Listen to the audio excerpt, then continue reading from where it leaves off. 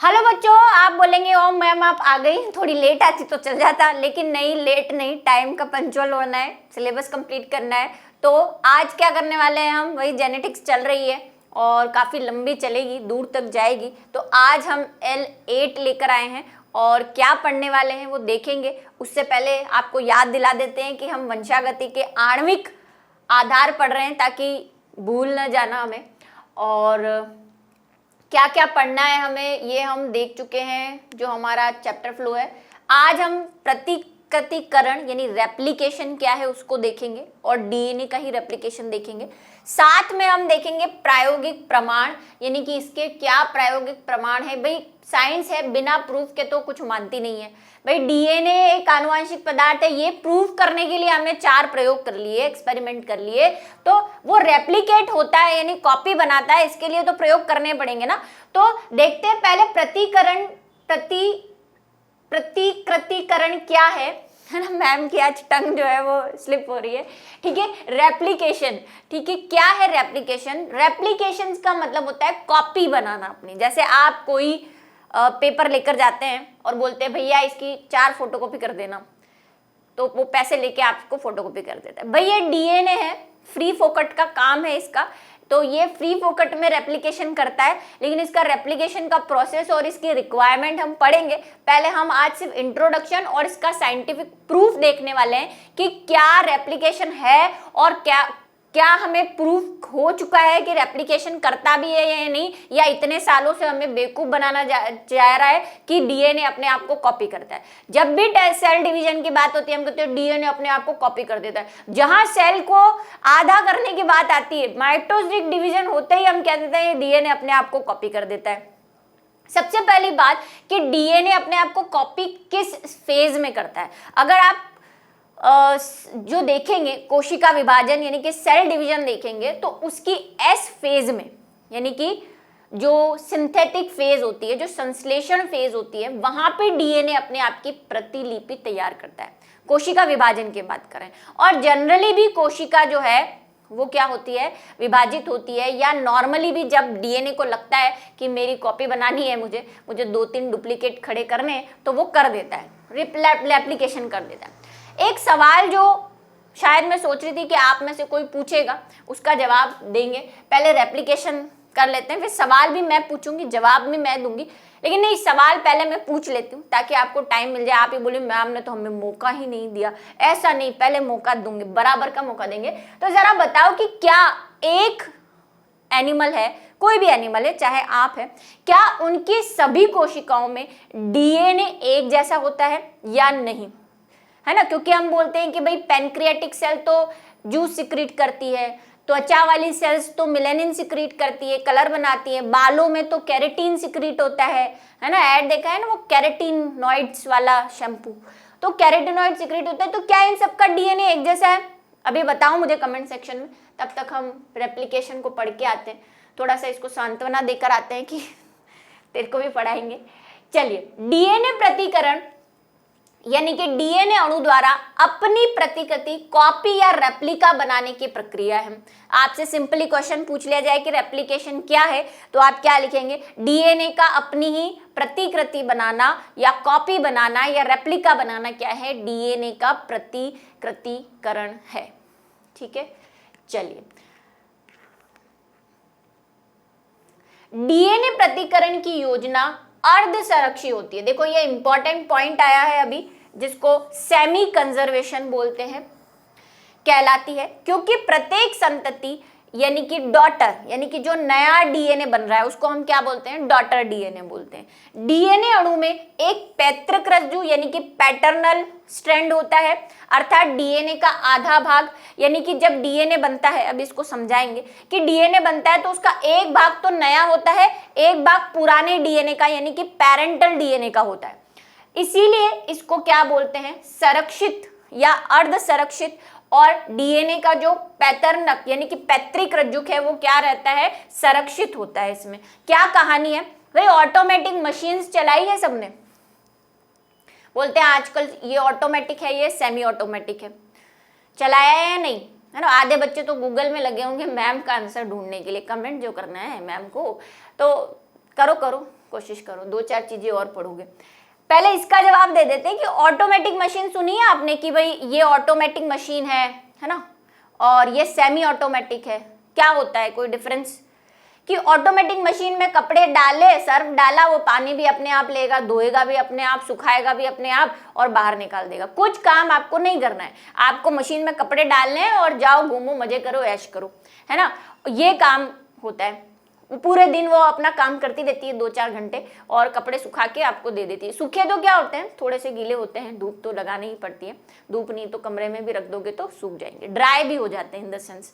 एक होती है सेमी ऑटोमेटिक, जो शायद आप सबने देखी होगी, जिसमें हम क्या करते हैं, 2 कंपा उसमें होते हैं, एक में हम पानी और कपड़े डालते हैं, पानी भरते हैं, सर्फ डालते हैं, फिर वो घूमता है, फिर वो टू टू बोलने लग जाता है अलार्म, फिर उधर से निकाल के इधर डालते हैं, ये सारा काम हमें करना पड़ता है। तो थोड़ा बहुत काम हमें करना पड़ता है, फिर वो ड्राई करती है उसको, उसके बाद भी उसे सुखाना पड़ता है, इतना ड्राई नहीं करती जितना कि ऑटोमेटिक मशीन्स कर देती है।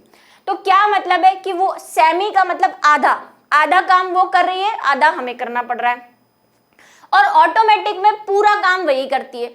भाई भले ही आप कपड़े नहीं भी निकालोगे वो अंदर पड़े पड़े सूख जाएंगे, ठीक है, तो वो सारा काम उसी का है।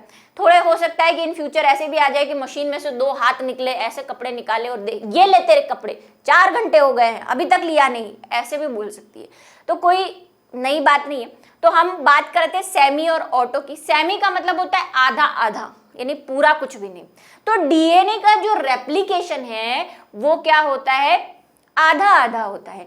कैसे आधा होता है कि हमने बात की कि डीएनए कैसा है, डबल हेलिक्स है, यानी कि 2 स्ट्रैंड्स है। जब डीएनए रेप्लिकेट होता है, मतलब अपनी कॉपी बनाता है, तो डीएनए क्या करता है, इन 2 स्ट्रैंड्स को दूर कर देगा। अभी हम प्रोसेस पढ़ेंगे डिटेल में। तो डीएनए क्या कर देगा, एक स्ट्रैंड ये रहा और दूसरा वाला स्ट्रैंड मैं अलग कलर में बना दूं, चलो ये इसको मान लेते हैं ये ग्रीनिश है, तो दूसरा वाला स्ट्रैंड ये हो गया। ऐसे दोनों स्ट्रैंड अलग अलग हो जाते हैं। अब ये वाला स्ट्रैंड जो है वो टेम्पलेट की तरह काम करता है, मतलब ये मॉड्यूल जो मैंने आपको कहा था कि आप केक बनाते हैं तो एक मॉड्यूल लेते हैं ना जिसके अंदर केक का शेप डालते हैं, तो ये दोनों टेम्पलेट की तरह काम करते हैं। इन्हीं से दूसरा वाला स्ट्रैंड बनेगा। तो ये वाला अपनी कॉपी तैयार करेगा, इसके ऊपर जो भी होंगे, जो भी क्षार युग्म होंगे, है ना, ए होगा, टी होगा, जी होगा, सी होगा, तो उसके हिसाब से यहाँ पे वो क्या कर देगा, दूसरी कॉपी बना लेगा। जैसे ए के सामने टी बनाएगा, टी के सामने ए बनाएगा, जी के सामने सी, और बॉन्डिंग होती जाएगी, वही हाइड्रोजन बॉन्ड 2 बनेंगे, ए और टी के बीच में, जी और सी के बीच में 3। तो ऐसे स्ट्रैंड बना लिया। ये बोले मैं क्यों पीछे रहूं, मेरे पास भी एक स्ट्रैंड है, मैं भी डीएनए बनाऊंगा। इसने अपना एक और डीएनए बना लिया, सेम। अब मैं सिर्फ ऐसे बना रही हूँ पास में, पूरा प्रोसेस वापस से नहीं समझा रही। तो इसने क्या किया, अगर आप देखें तो इसमें ये वाला, ये जो हमारा है इसको बोलते हैं हम पुत्री डीएनए, या जिसको हम डॉटर डीएनए या नया डीएनए कह रहे हैं। ये न्यू वाला है, ये भी न्यू है, कॉपी के बाद नया डीएनए, डॉटर डीएनए कहते हैं, वैसे तो इसको संतति डीएनए कहते हैं। अब इसका अगर आप देखें तो इसका ये वाला हिस्सा किसका है, जनक डीएनए का है। भाई जनक किसको कह देते हैं, जिससे बच्चे उत्पन्न होते हैं, हम यही कह रहे हैं ना, इनके 2 बच्चे हैं, इसने 2 बच्चे पैदा कर लिए। तो इस जनक का डीएनए, इस वाले नए डीएनए में एक पार्ट जनक का है, और इस वाले डीएनए में भी एक पार्ट किसका है, जनक का है। मतलब ये जो नया डीएनए हमारे पास तैयार हुआ है, इसमें आधा भाग पेरेंट का है, पूरा भाग नया नहीं है। इसीलिए इसको हम बोल रहे हैं अर्ध संरक्षी। संरक्षी का मतलब होता है कंजर्व करना, किसी चीज को सुरक्षित, बोला कंजर्वेशन, लॉ ऑफ कंजर्वेशन है ना, केमिस्ट्री में, फिजिक्स में लॉ पढ़े होंगे, ऊर्जा संरक्षण का नियम है ना, प्रकृति को भी हमें संरक्षित करना है, ठीक है। तो वो सारी चीजें चल रही है। तो कंजर्वेशन का मतलब क्या कंजर्व किया इसने, अपने जनक का आधा भाग कंजर्व कर रखा है, आधा नया बना लिया। इसने भी अपने जनक का आधा भाग कंजर्व कर रखा है, संरक्षित कर रखा है, और आधा नया बना लिया। इसीलिए डीएनए की प्रतिकृति को या प्रक्रिया को अर्ध संरक्षी यानी सेमी कंजर्वेशन मेथड के द्वारा बनाया जाता है या बनती है, ठीक है। क्योंकि इसमें क्या रीजन दे सकते हैं, क्योंकि प्रत्येक संतति में डीएनए अणु में एक पैतृक रज्जु की संरक्षित रहता है, या पेरेंटल स्ट्रैंड जो है वो क्या रहता है, कंजर्व रहता है, ठीक है, इसको किसने दिया था? तो इसको किसी ने नहीं दिया था, उनका नाम आप सुन चुके हो, जो वॉटसन एंड क्रिक थे। वॉटसन एंड क्रिक थे, उसमें जो क्रिक सर थे उन्होंने ही ये वाला बताया था कि डीएनए का रेप्लिकेशन जो है वो सेमी कंजर्वेटिव होता है, अर्ध संरक्षी होता है। बात आपको समझ में आई? अब इन्होंने तो बोल दिया, एक्सपेरिमेंट तो हमें करने हैं, तो चलो प्रायोगिक सत्यापन करते हैं इनका भी आज। प्रायोगिक प्रमाण, तो प्रायोगिक प्रमाण जो है वो दो साइंटिस्ट थे, एक मैसलन और स्टॉल, पढ़ लो उनका नाम। अर्धसंरक्षी प्रतिकृतिकरण का प्रायोगिक प्रमाण सन 1958 में मैथ्यू मैसलसन व स्टॉल द्वारा दिया गया था। यह प्रयोग निम्न चरणों में संपन्न किया गया। कुछ इन्होंने स्टेप्स लिए थे, वो हमें देखने हैं, इसको समझेंगे। पहले पढ़ लेते हैं इसकी रामायण, उसके बाद, क्योंकि ये रामायण पढ़ने में समझ नहीं आएगी, मैं आपको करके बताऊंगी तो ऐसा लगेगा बस इतना सा प्रयोग था, लेकिन लिखा ऐसे खतरनाक तरीके से कि समझ ही नहीं आता। मैसलसन व स्टॉल ने इस हेतु माध्यम में 15 अमोनियम क्लोराइड, अब ये क्या है 15 अमोनियम क्लोराइड? तो पहले भी हम बात कर चुके हैं कि हर जो है एलिमेंट, कई एलिमेंट के समस्थानिक या संभारिक तत्व होते हैं, आइसोटॉप्स और आइसोबार आते हैं। तो नाइट्रोजन के हमारे पास जो हैं वो दो आइसोटॉप्स हैं, एक तो है नाइट्रोजन 14, ठीक है, और एक है नाइट्रोजन 15, 10th में पढ़कर आए हो। इसका परमाणु क्रमांक 14 है, इसका परमाणु क्रमांक 15 है। ये परमाणु क्रमांक 15 वाला जो है ये भारी होता है और ये जो होता है ये हल्का होता है। कोई इसमें ज्यादा रटने की जरूरत नहीं भाई, जिसका नंबर कम है वो हल्का है, जिसका नंबर ज्यादा है वो भारी है। भारी इन द सेंस कि घनत्व में भारी है ना, इनका क्या है घनत्व, और घनत्व अगर ज्यादा है तो ऑब्वियसली वो भारी होगा और नीचे बैठ जाएगा। ये बात समझ में आ गई? तो इन्होंने क्या किया, अमोनियम क्लोराइड, जिसमें नाइट्रोजन कौन सा था, नॉर्मल वाला नाइट्रोजन नहीं था, हल्का वाला भारी वाला नाइट्रोजन था। ये बात मैं आपको बता देती हूँ कि यहाँ पे रेडियो एक्टिविटी का कोई जिक्र नहीं किया गया। ये मत समझना कि ये नाइट्रोजन रेडियो एक्टिव है, वो पुरानी कहानी थी जिसमें हमने रेडियो एक्टिव फॉस्फोरस और सल्फर यूज किए थे। इसमें कोई रेडियो एक्टिविटी नहीं है, ये सिर्फ भारी और हल्केपन के हिसाब से यूज किया है। कोई इसमें विकिरणों का उत्सर्जन नहीं हो रहा है, ज्यादा इंटेलिजेंट भी नहीं बनना, ठीक है, दिमाग खराब हो जाता है, ठीक है। तो क्या करना है, सिर्फ ये भारी और हल्का है, कोई इसमें लाइट इमिट नहीं हो रही, एक्स्ट्रा नॉलेज नहीं बिल्कुल भी, ठीक है। प्रयोग किया, इस संवर्धन में प्राप्त सभी जीवाणुओं में केवल भारी डीएनए अणु ही प्राप्त हुए।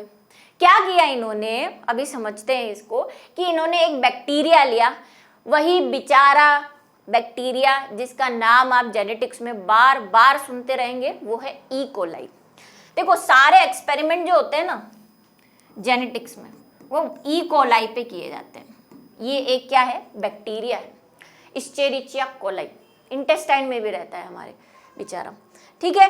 तो क्या है ये, इसको क्यों यूज करते हैं, इसके बहुत सारे फायदे हैं जो हम जब हम जेनेटिक्स पढ़ेंगे थोड़ी डिटेल वाली, उसमें आएगा कि क्यों ई कोलाई को ही यूज किया जाता है। इसके बहुत सारी स्पेशल कैरेक्टर है, जैसे मटर के पौधे को ही क्यों चुना, वैसे ई कोलाई को ही क्यों चुना, ड्रोसोफिला को ही क्यों चुना, ये सारे रीजन हम देंगे बाद में। अभी सिर्फ यही, ये बेचारा सबके एक्सपेरिमेंट का जो है वो बनता है, बकरा बनता है, बलि का बकरा है ये। तो इस पे क्या किया उन्होंने, ई कोलाई के बैक्टीरिया को लिया और उसको क्या कर दिया, ये अमोनियम क्लोराइड के संवर्धन माध्यम पहले वाली क्लास में मैं समझा चुकी हूँ, ऐसा मीडियम जिसमें उस बैक्टीरिया या जो भी एनिमल हम उसमें ग्रो कर रहे हैं उसके लिए सभी पोषक तत्व उपस्थित हो, उसको बोलते हैं कल्चर मीडियम या संवर्धन माध्यम। तो उसमें जो नाइट्रोजन थी वो नाइट्रोजन 15 वाली थी, उसमें इस जीवाणु को क्या कर दिया, संवर्धित किया और फिर क्या किया, सेंट्रीफ्यूज किया। अब ये सेंट्रीफ्यूज क्या है, ये पहले भी हमने पढ़ा था कि एक मशीन आती है जो मैंने यहाँ पे बना के बताई भी थी, वैसी भी आती है। आजकल एक एडवांस मशीन भी आई है, वो भी देख लो। ये देखो, ये क्या है, वही सेंट्रीफ्यूज मशीन है। मैंने वो कुकर की, बाटी की कुकर वाली बताई थी, वही आपको लैब में जनरली मिलेगी। ये थोड़े अच्छे हैवी वाली, महंगे वाली लैब्स में मिलती है। तो ये आजकल थोड़ा सिस्टम अलग चेंज हो गया। ये देखो आपको यहाँ पे एक सॉकेट दिख रहा होगा, इसमें छेद दिख रहे हैं, इन्हीं छेद में टेस्ट ट्यूब डाली जाती है और फिर इसका वही रेगुलेटर होता है, आजकल डिजिटल है तो ऊपर नीचे आप स्पीड को कर सकते हो और ये अंदर घूमता है, बहुत जोर जोर से घूमेगा तो टेस्ट ट्यूब के अंदर जो भी मटेरियल हल्का होगा वो ऊपर चला जाएगा और भारी होगा वो नीचे आ जाएगा। तो इन्होंने इस सेंट्रीफ्यूज मशीन का उपयोग किया, काम में लिया इसको। फिर क्या किया, तो जितने भी डीएनए आए वो भारी आए, आने ही थे। सारी नाइट्रोजन कैसी है, सारी नाइट्रोजन कैसी है, भारी वाली। तो सारे जो डीएनए है वो नीचे बैठ गए आकर, क्योंकि उसमें सारे में कैसी थी, नाइट्रोजन। आप बोलेंगे डीएनए में नाइट्रोजन, तो डीएनए का स्ट्रक्चर पढ़ा है, न्यूक्लियोटाइड पढ़ा है, न्यूक्लियोटाइड में नाइट्रोजन ही बेस होते हैं, है ना। साथ में जो पिरिमिडीन और प्यूरिन की स्ट्रक्चर पढ़े थे उसमें भी नाइट्रोजन पड़ी थी। तो जब जब ये बैक्टीरिया अपने आप को क्या करेगा, मल्टीप्लाई करेगा, तो डीएनए भी मल्टीप्लाई करेगा। डीएनए मल्टीप्लाई करेगा तो जो प्यूरिन और पिरिमिडीन बनाने हैं उसके लिए नाइट्रोजन कहाँ से आएगी, यहाँ से। तो सारे डीएनए में इसकी कौन सी नाइट्रोजन हो गई, बहुत पीढ़ियों तक, भाई ऐसा नहीं एक बार, उन्होंने बहुत पीढ़ियों तक उसमें क्या किया, बैक्टीरिया को ग्रो किया ताकि उसके सारे डीएनए में कौन सी नाइट्रोजन आ जाए, भारी वाली आ जाए। और उसको चेक कैसे किया, वही सेंट्रीफ्यूज से, कि सारा डीएनए जो नीचे बैठ गया, इसका मतलब सब डीएनए में कौन सी नाइट्रोजन है, ये वाली नाइट्रोजन है। चलो दूसरे में उन्होंने क्या किया, अब उन्होंने जीवाणु कोशिका को ऐसे माध्यम में स्थानांतरित कर दिया जिसमें नाइट्रोजन के स्रोत के रूप में सामान्य N14, अब हल्की वाली नाइट्रोजन ले ली, ऐसा मीडियम बनाया जिसमें N14 था, यानी कि वही अमोनियम क्लोराइड तो है ही लेकिन उसमें नाइट्रोजन कैसी है, 14 वाली, उसमें संवर्धित किया।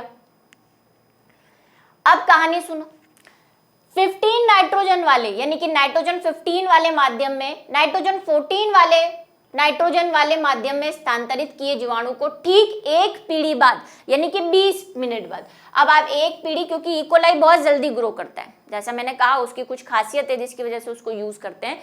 इकोलाई जो है बहुत जल्दी रेप्लिकेट होता है, बैक्टीरिया है, तो 20 मिनट में तो उसकी करोड़ों जनरेशन निकल गई होगी, ये मान लो, ठीक है। तो उसने क्या किया, 20 मिनट का टाइम दिया। वैसे जो इकोलाई है उसको 18 मिनट्स लगते हैं अपने डीएनए को रेप्लिकेट करने में, ये आगे हम एक कहानी आएगी उसमें पढ़ेंगे कि 20 मिनट्स, क्योंकि सारा अभी नहीं बता सकते ना, सब कुछ अभी बता दूं, थोड़ा सा बात के लिए भी रखना है। तो 20 मिनट बाद उन्होंने एक पीढ़ी जब निकल गई, यानी कि बहुत सारे बैक्टीरिया बन गए नेक्स्ट पीढ़ी के, तो पृथक करके डीएनए प्राप्त किया तथा इस डीएनए का घनत्व बीज का पाया गया। क्या बीज का पाया गया, मैं सब समझा रही हूं अभी, बस एक बार इनको पढ़ लो फिर समझते हैं कि क्या कह रहे थे ये, क्योंकि वही मैंने कहा बुक की लैंग्वेज और यहाँ पे भी जो लैंग्वेज लिखी हुई है वो ऐसे समझ में नहीं है, फिर भी मैंने थोड़ी इजी कर दी है आपकी समझ के हिसाब से। देखो क्या किया इन्होंने एक मीडियम लिया, उसमें इकोलाई के बैक्टीरिया डाल दिए, बहुत सारे डाल दिए। इकोलाई में अपना एक अतिरिक्त बैक्टीरिया डीएनए होता है जिसको प्लाज्मिड कहते हैं, ये पहले भी हम डिस्कस कर चुके हैं, अतिरिक्त डीएनए। तो मान लो ये इकोलाई का डीएनए है, इस डीएनए में हमने जो संवर्धित माध्यम लिया है उसमें क्या लिया, अमोनियम क्लोराइड। अमोनियम क्लोराइड लिया, लेकिन नाइट्रोजन कौन सा लिया है हमने, 15 वाला, 15 नाइट्रोजन वाला लिया। अब बैक्टीरिया की 2, 4, 6 जनरेशन निकलने दी। अब फिर इसको क्या किया हमने, वही सेंट्रीफ्यूज मशीन में टेस्ट ट्यूब में डाला इनको और जोरदार झूलाए इनको टेस्ट ट्यूब में। टेस्ट ट्यूब में जब झूलाए तो वही क्या होगा, हैवी पार्टिकल नीचे बैठ जाएगा, लाइट पार्टिकल ऊपर चला जाएगा। और मैंने कहा कि नाइट्रोजन 15 जो है वो भारी नाइट्रोजन है, तो वो क्या होगा, उसके सारे जितने भी डीएनए थे वो यहाँ पे आके, जो नाइट्रोजन थे डीएनए में, या डीएनए ही बोल दो, वो यहाँ पे आके बैठ गए बॉटम में, ठीक है। मतलब ऊपर कुछ भी नहीं था, मतलब ये फिक्स हो गया कि इसके सारे डीएनए में ऊपर कोई नाइट्रोजन मिला ही नहीं, सारे नाइट्रोजन नीचे मिले। मतलब ये बात पक्की हो गई कि उसके जो पहले वाले नाइट्रोजन थे उन सब की जगह अब कौन सा नाइट्रोजन आ चुका है, 15 वाला नाइट्रोजन आ चुका है। तो ये सारे नाइट्रोजन कैसे हैं, N15 नाइट्रोजन है डीएनए के अंदर। तो इसमें जो घनत्व है वो कैसा है, भारी वाला, अच्छा, ये घनत्व के लिए जो उन्होंने सॉल्यूशन यूज किया था उसका नाम आप देख ले, उन्होंने सीजियम क्लोराइड यूज किया था। ठीक है, अब ये आई ना समझे क्योंकि आई ऐसा होता है और एल कैपिटल ऐसा होता है, ये क्लोरीन है। अगर मैं चाहूं तो आपके लिए मैं ऐसे लिख देती हूं ताकि आप इसको आई ना समझे। ये लो क्लोरीन, अभी सही है।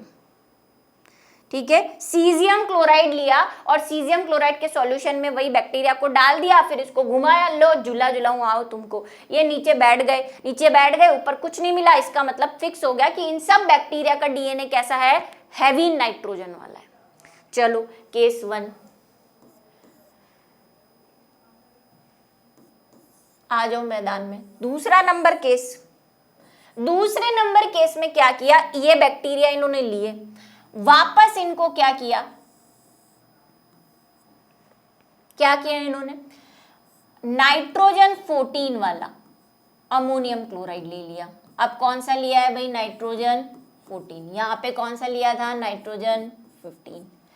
वही संवर्धन माध्यम, और ये बैक्टीरिया उठा के यहां डाल दिए। ये लो, अब मैं येलो कलर के बैक्टीरिया बना रही हूं क्योंकि ये भारी वाले हैं। इन सब में पहले क्या था, नाइट्रोजन 15 था। अब देखो, अब यहां से प्रोसेस सुनो, हम कह रहे हैं कि हर डीएनए जो है वो कैसे रेप्लिकेट होता है। मान लो हम एक बैक्टीरिया का डीएनए लेते हैं जिसमें पहले से दोनों क्या है, इधर भी नाइट्रोजन 15 वाला स्ट्रैंड है और इधर भी नाइट्रोजन 15 वाला स्ट्रैंड है। इसका तो सारे नाइट्रोजन 15 थे, तो इसके दोनों स्ट्रैंड नाइट्रोजन 15 वाले होंगे। अब जब इसकी रेप्लिकेशन हुई, यानी कि प्रतिकृतिकरण हुआ, तो हमने कहा वो अर्धसरक्षी होता है ना। तो इनको तो पता नहीं था, ये तो अभी एक्सपेरिमेंट कर रहे हैं, ये तो सिर्फ अज्यूम कर रहे हैं कि अर्धसरक्षी होगा। अर्धसरक्षी में क्या, ये वाला इधर चले जाएगा, ये वाला इधर, और अपना अपना नया डीएनए बना लेंगे। तो अब ये वाला पहला वाला ले लेती हूं मैं, N15 वाला इधर, और दूसरा वाला ले लेती हूँ N15 वाला इधर। इन्होंने अपने दोनों ने क्या किया, टेम्पलेट की तरह काम किया और नया डीएनए संरक्षित किया। मान लो वो कैसा बना है ये। अब मुझे ये बताओ कि इनको जब रेप्लिकेशन करना होगा तो इनको नाइट्रोजन चाहिए, डीएनए को बढ़ाना है ना। नाइट्रोजन इनके पास तो फिक्स है, जो पहले से डीएनए बना हुआ है, एक्स्ट्रा नाइट्रोजन लेके तो चल नहीं रहे।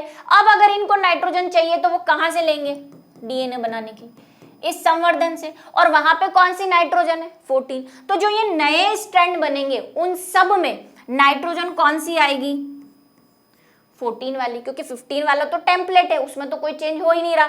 इधर जो नया बनेगा वो 14 वाला बनेगा, इधर भी जो नया बनेगा वो 14 वाला बनेगा। अब इन्होंने क्या किया, एक पीढ़ी बोला, यानी कि 20 मिनट इन्होंने क्या किया, रहने दिया, जिसमें एक पीढ़ी बन गई उसकी, मतलब रेप्लिकेशन हो गया। इस बैक्टीरिया से नेक्स्ट पीढ़ी का बैक्टीरिया हमारे पास आ गई, ये वाले। इन वालों को वापस वही घूमो रे घूमो साजना, ये घुमाया इनको, चलो घूमो सेंट्रीफ्यूग में। तब इन्होंने पाया कि जो अब नाइट्रोजन पहले जहां बॉटम में मिल रही थी, जहां पे पहले नाइट्रोजन बॉटम में मिल रही थी, अब वो नाइट्रोजन आपको मिल रही है यहां पे बीच में कहीं, ना तो ज्यादा ऊपर ना ज्यादा नीचे। क्यों, क्योंकि इसमें ना तो बाहरी नाइट्रोजन पूरा है, ना ही हल्का नाइट्रोजन, कोई बीच का वेट आ रहा है। इसीलिए इसको हम संकर कह देते हैं। हाइब्रिड डीएनए प्राप्त हुआ जिसमें कुछ हैवी नाइट्रोजन थे और कुछ लाइटर यानी 14 वाले थे। चलो ये यहां पे प्राप्त हो गया। तीसरा फैक्ट ले लो, लाइन खींच दो। तीसरे में उन्होंने क्या किया, नेक्स्ट जनरेशन ली, मतलब यही वाले बैक्टीरिया लिए, ये वाले बैक्टीरिया को फिर संवर्धन माध्यम में डाला। अब संवर्धन माध्यम वही 14 वाला ही लेना है हमें। कौन से वाला, N14 वाला। अब फिर वही कहानी होगी। अब इसके पास कैसे वाले डीएनए है, ऐसे वाले डीएनए जिसमें एक 14 है और एक 15 है। ठीक है, समझ गए ना बात को। तो अभी इसमें से एक ले लेते हैं हम। मान लो हमने ये ले लिया, ये हो गया 14 वाला और एक हो गया 15 वाला। अब मैं N14 N15 ले लिख रही हूँ, डायरेक्ट 15 14 लिख रही हूँ। ऐसे ही दूसरा वाला ले लो, ये हो गया 15 वाला और ये वाइट वाला हो गया 14 वाला, जो यहाँ से बना है। यही बना है, एक येलो एक वाइट, एक येलो एक वाइट। वाइट वाला 14 है, येलो वाला 15 है। अब इन दोनों में भी रेप्लिकेशन, ये अपना रेप्लिकेशन करेगा, ये अपना रेप्लिकेशन बनेगा, तो क्या बने, इसके दो तरह के डीएनए बनेंगे, दोनों अपने अपना टेम्पलेट की तरह काम करेंगे। ये भी टेम्पलेट की तरह काम करेगा, ये भी अलग हो जाएंगे। तो 15 से 15 तो 15 ही रहेगा। इसके बाद जो नया नाइट्रोजन आएगा वो तो 14 ही आएगा, क्योंकि और कोई उसके पास ऑप्शन नहीं है। तो ये आ गया येलो के पास 15, इस 14 के पास 14 ही आएगा, नया तो 14 ही बन रहा है। फिर इस 15 और 14 के भी दो बनेंगे, 15 के पास 14 वाला आएगा, नया नाइट्रोजन लेगा, ये तो टेम्पलेट है, इसका नया बना, वो भी टेम्पलेट है लेकिन नया तो उसका वाइट ही बनेगा। तो ये दोनों तो 14 के हो गए, ये एक 15 और एक 14 का हो गया, ये 14 के हो गए दोनों और ये 15 के हो गए, क्योंकि 15 तो हमारे पास दो ही थे, दो ने टेम्पलेट की तरह काम करा, तो ये देखो दो येलो है, बाकी ये दोनों भी टेम्पलेट की तरह काम करेंगे तो ये अपने बनाएंगे। तो अब जब इन्होंने इसको वही झूलाया किसमें, सेंट्रीफ्यूगल मशीन में, तो इनको और भी अचंभा हुआ। क्या, अब आप देखोगे कि यहाँ पे तो बराबर थे, नाइट्रोजन 15 भी था और नाइट्रोजन 14 भी बराबर थे, तो बीच का हमें प्राप्त हुआ। अब यहाँ पे देखो ये दोनों तो मिश्रित है, क्योंकि इसमें एक 15 है एक 14 है, येलो वाला 15 वाला है ना, और इधर एक 15 और एक 14 है, तो एक बैंड तो बीच का प्राप्त होगा, क्योंकि जब दोनों होंगे तो क्या होगा, बीच में प्राप्त हो रहा है ना बैंड, तो बीच वाला बैंड प्राप्त हुआ एक, तो जो शंकर को बता रहा है, जैसा कि यहाँ हुआ था। बाकी कौन से थे, 14, अब तो 15 है ही नहीं, ये दोनों तो 14 है, तो एक सबसे ऊपर वाला प्राप्त हुआ, ये लो, जो किसको बताएगा, प्योर 14 को, ये जो 15-14 को शंकर वाला, और नीचे तो कुछ प्राप्त ही नहीं हुआ, यानी कि 15 नाइट्रोजन तो धीरे धीरे, देखो सबसे पहले नाइट्रोजन 15 था, फिर थोड़ा ऊपर आया, दोनों मिक्सिंग हुए, और अब ऐसी सिचुएशन आई या तो मिक्सिंग है या 14 है, 15 तो गायब ही हो रखा है, नीचे वाली तो बैंड बन ही नहीं रही है, मतलब धीरे धीरे 15 वाला नाइट्रोजन गायब होता होगा। ये कैसे हुआ, ये ऐसे हुआ जो हमने थ्योरी बताई कि ऐसा कुछ हुआ होगा जिसकी वजह से 14 बढ़ता है। और आगे अगर आप और जनरेशन प्राप्त करोगे, देखो उन्होंने 80 मिनट्स तक शायद किया, एक जनरेशन को 20 मिनट्स लगते हैं, तो 20, 40, 80 और कई पीढ़ियों तक जब उन्होंने ये काम किया, तो ये बात सामने आई कि 15 धीरे धीरे गायब ही हो गया, मतलब सिर्फ कौन से बैंड प्राप्त हुए, 14 वाले। इसका मतलब क्या है कि अर्ध संरक्षी विधि है, एक पुराना होता है एक नया होता है, इसलिए 15 आता तो है लेकिन धीरे धीरे 14 की क्वांटिटी बढ़ती जाती है। ये उनका जो था वो प्रयोग था। अभी समझ में आ गया होगा। चलो अब इनकी वो पिक्चर देख लेते हैं, एनसीईआरटी वाला। पहले ये वाला देख लो, फिर एनसीईआरटी पे चलते हैं। ये देखो, ये ई कोलाई के दोनों बैक्टीरिया है, ये जनरेशन है, ये 15 वाला नाइट्रोजन, ये 14 वाला नाइट्रोजन। फिर जब इन्होंने डेंसिटी ग्रेडियंट निकाला, डेंसिटी ग्रेडियंट मतलब घनत्व प्रवणता, जो सीजियम क्लोराइड के थ्रू निकाली उन्होंने टेस्ट ट्यूब में लेके। तो देखो पहले 100% नाइट्रोजन हैवी था, रेड वाला, फिर थोड़ा सा और बीच वाला पोर्शन प्राप्त हुआ, फिर 50% नाइट्रोजन हैवी हो गया। रेड देखो 15 है, ऑरेंज 14 है। सबसे पहले 100 सबसे नीचे था, जब प्योर थे वो सब में नाइट्रोजन 15 था। उसके बाद सेकंड में बीच वाला थोड़ा सा आ गया, उसके बाद दो बैंड आ गए 50-50% के, 15 वाला भी 50% और 14 वाला भी। और उसके बाद देखो ये 25% हो गया, नाइट्रोजन 15 और कम हो गया और ये 75 हो गया ऑरेंज वाला जो कि 14 है। और फिर ये 12% हो गया और ये 88% हो गया। और लास्ट में तो नाइट्रोजन 15 का पत्ता साफ, सारे कैसे मिले हमें, 14 नाइट्रोजन वाले, क्योंकि जो भी नए बन रहे थे वो नाइट्रोजन 14 ले रहे थे, हम उनको 15 दे ही नहीं रहे थे। ठीक है, तो इस तरह से उन्होंने ये कहा कि जब डीएनए बनता है तो उसमें दोनों स्ट्रैंड में से एक स्ट्रैंड पैटर्नल होता है और एक स्ट्रैंड जो है वो नया बनता है, और वो डीएनए जो टूटकर दोनों अपने अपने टेम्पलेट का काम करते हैं। ठीक है, एनसीईआरटी देख लो, ये रही डीएनए लिया उन्होंने, अपकेंद्रीकरण किया, वही सेंट्रीफ्यूगल मशीन से उन्होंने किया, तो पूरा देखो ये टेस्ट ट्यूब आड़ी बनाई हुई है, तो सिर्फ बॉटम में उनको क्या बोले, नाइट्रोजन 15 मिले। ठीक है, दूसरी सेकंड पीढ़ी 20 मिनट बाद, देखो एनसीईआरटी से लिया हुआ है इसलिए वही एनसीईआरटी बुक में थोड़ी मिस्टेक है, ये मिनट को डॉट होगा या तो, है ना, वहां पे नहीं है डॉट, ये मिनट है पूरा। 20 मिनट में एक पीढ़ी आई, एक पीढ़ी में उन्होंने देखा कि अब हमें संकर वाला डीएनए प्राप्त हुआ जिसमें 14 और 15 के बराबर परसेंटेज थे। देखो क्योंकि क्या हुआ, ये रेड वाला नाइट्रोजन है, इससे जब नया डीएनए बना तो एक टेम्पलेट यहाँ चला गया रेड वाला, दूसरा वाला टेम्पलेट यहाँ चला गया और ग्रीन ग्रीन वाले नए बने। तो एक पैतृक है और एक नया बना हुआ है, पैटर्नल है और नया बना हुआ है। फिर आ जाओ 60 मिनट्स पे, 60 है या 40 मिनट्स पे, ठीक है, 60 और 80 तक प्राप्त किए उन्होंने। ये 40 मिनट्स पे उन्होंने देखा कि अब ये अलग हुए होंगे, जैसे कि हमने वहां किए, ग्रीन वाला यहाँ, फिर उसका रेड वाला, फिर ग्रीन वाला, फिर उसका रेड वाला, ऐसे 4 टेम्पलेट बने। तो जो नए बनेंगे वो तो सारे 14 ही बनेंगे। तो सब जगह देखो ये जो दो रेड थे, ये 2 रेड, ये तो ये रहे, और ये जो 2 ग्रीन थे वो ऊपर नीचे चले गए। तो ये वाला तो बिल्कुल ही 14 बन गया क्योंकि नया 14 ही आएगा, ये 14 है, ये मिक्सिंग है 15 की, इसीलिए एक तो संकर प्राप्त हुआ जिसमें क्या था, रेड और ग्रीन, यानी कि 14 और 15 बीच बीच के हैं, इसलिए यहाँ पे प्राप्त हुए बैंड, और 14 वाले प्राप्त हुए क्योंकि 2 14 के बैंड्स थे, ठीक है। तो ये भारी है, ये हल्का है। ये एनसीईआरटी का जो है डायग्राम है, ठीक है। आई होप आपको समझ आया होगा। मैंने जो इतना चीख कर नेल्सन और स्टॉल का आपको जो प्रयोग समझाया है। अच्छा, इसके बाद कहानी यहीं नहीं रुकी भाई, एक साइंटिस्ट के प्रयोग करने से क्या होता है आप मानते हो क्या? मैं आपको बोल दूं कि ये ऐसा है तो आप 10-12 लोगों से पूछोगे, परखोगे उसके बाद। तो एक और साइंटिस्ट थे जिन्होंने भी इस एक्सपेरिमेंट को और आगे किया, मतलब इसी से नहीं किया उन्होंने, उसमें एनसीईआरटी में इनका नाम दे रखा है इसलिए आप लिख लो। टेलर थे वो, टेलर थे मतलब सिलाई नहीं करते थे, उनका नाम टेलर था, है ना, बेइज्जती ना करे साइंटिस्ट की। टेलर साइंटिस्ट थे वो, ठीक है, सर लिख देती हूं। तो इन्होंने क्या किया, एक प्लांट है वीसिया फाबा, जिसको हम फाबा सेम भी कहते हैं। एक सेम होती है, सेम का मतलब फली, सेम, ये आप ग्वार फली और ये मटर और ये जो होते हैं ना सेम कैटेगरी में आते हैं, है ना, सेम, फ्रेंच बीन्स, ये सब सेम कैटेगरी के आते हैं, उनको सेम कहते हैं, बीन्स जिनको कहते हैं। तो फाबा सेम है, उस पे उन्होंने प्रयोग किया और वहां पे उन्होंने जो प्रयोग किया था वो थाइमिडीन पे किया था।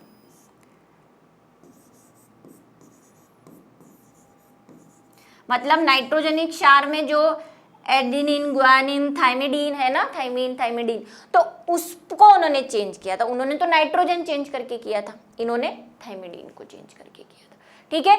तो समझ में आया आपको कि क्या एक्सपेरिमेंट था। आई होप कि इनकी बातों से आपको लगा हो कि ये बेचारे सच कह रहे थे, ठीक है।